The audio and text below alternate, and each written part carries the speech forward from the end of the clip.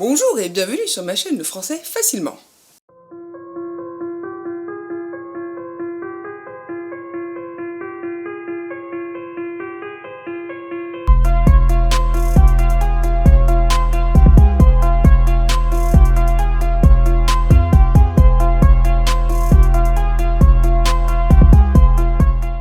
Alors, aujourd'hui, l'ironie.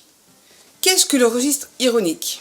Eh bien, l'ironie, c'est lorsque l'on parle d'une chose, mais que l'on veut faire comprendre l'inverse. Ou alors que l'on veut faire comprendre que l'on pense l'inverse. L'ironie va permettre de se moquer, de ridiculiser, ou simplement de tourner en dérision quelque chose ou quelqu'un. Bon, par contre, il va absolument falloir que l'interlocuteur ou le lecteur connaisse le contexte, ou la personne. Sinon, il ne comprendra pas que c'est de l'ironie, il ne comprendra pas que c'est pour se moquer. Par contre, l'ironie va permettre à l'autre de réfléchir différemment, voire même de changer de manière de penser. Bon, bien sûr, c'est plus facile à repérer à l'oral. Avec le langage non verbal et les intonations, forcément, ça aide. Ayons une pensée pour Patrick Timsit, Stéphane Guillon, ou encore Greg Toussaint. Déjà, en 1883, le dictionnaire national de Becherel-Henné définissait déjà l'ironie. Je cite : « Figure de rhétorique par laquelle on dit le contraire de ce qu'on veut faire entendre. C'est le plus souvent le ton de la voix et la connaissance des sentiments de celui qui parle qui fait connaître l'ironie. » Prenons un exemple. Une chambre en bazar. Au lieu de dire « c'est le bazar », on dira « oh, comme elle est bien rangée !» Autre exemple. Pour une mission d'infiltration en toute discrétion, trouver des explosions et en direct à la radio, forcément, on va pouvoir dire « ah, bravo, c'est du joli travail !»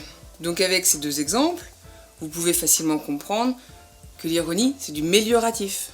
On va faire semblant de trouver ça bien, mais par contre, l'inverse n'est pas possible. Pas dans l'ironie. C'est du domaine de l'antiphrase. Donc, l'ironie exprime un sentiment. Mais elle est un petit peu ambiguë parce que du coup, il faut retourner le problème en fait, pour savoir le vrai sens. En même temps, sans l'ambiguïté, il n'y aurait plus du tout le côté raillerie en fait. La raillerie, c'est quand même ce qui va définir l'ironie. C'est ce qui l'éloigne du coup de l'hypocrisie ou du mensonge. Dans l'ironie, on va aussi pouvoir trouver des phrases types. C'est charmant. Oh, c'est gai. C'est du propre. Alors, attention. Si l'ironie est trop subtile, elle ne sera pas comprise.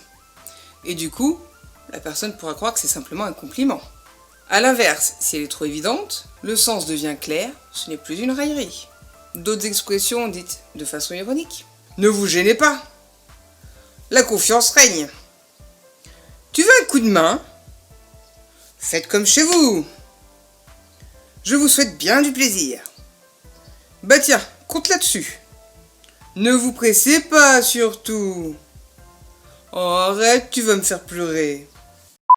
Alors, quels sont les signes de la présence de l'ironie ? Eh bien, on va pouvoir trouver ça.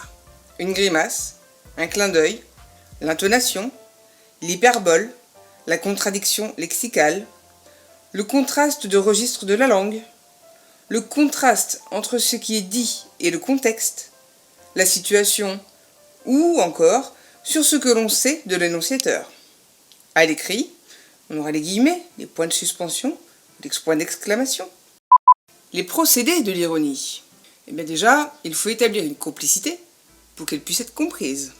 On aura l'antiphrase, pour dire l'inverse de ce qu'on veut faire comprendre, l'exagération, l'euphémisme, le paradoxe, l'oxymore, les sonorités cocasses, les contrastes entre les faits et leur justification, ou leurs conséquences, le niveau de langue inapproprié, le raisonnement par l'absurde, quand la thèse devient l'hypothèse et que donc les conséquences sont ridicules, des adverbes, comme évidemment ou bien sûr, et la ponctuation, les guillemets, points d'exclamation, l'écriture en italique. Pour finir, je terminerai avec un petit aparté sur l'ironie du sort. L'ironie du sort, c'est un événement qui dans son contexte en entier sera ironique. En fait, c'est comme quand on parle de l'arroseur arrosé. C'est sur l'ensemble en fait. Donc ce n'est pas l'événement en lui-même qui est ironique, mais dans l'ensemble, ça devient ironique. Comme un voleur volé. En fait, c'est l'inversion des rôles qui sera ironique. Voilà. J'espère que cette vidéo vous aura plu, qu'elle aura été suffisamment claire. N'hésitez pas, likez, ça fait toujours plaisir. Commentez, posez des questions si besoin, j'essaierai de vous éclairer. Et abonnez-vous si ce n'est pas déjà fait. Bonne journée, à la prochaine!